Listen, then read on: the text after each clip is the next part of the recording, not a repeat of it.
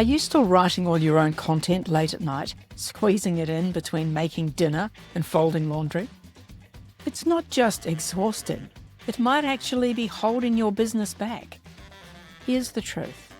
When content is rushed, inconsistent, or written while multitasking, it doesn't connect with the right people.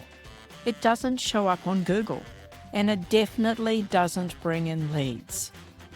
But when you have a clear, done-for-you content strategy, everything changes. Your business starts to grow, even while you're at the gym or helping with homework. You don't need to become a full-time content creator to have a strong online presence. You just need support that understands your time, your life, and your audience.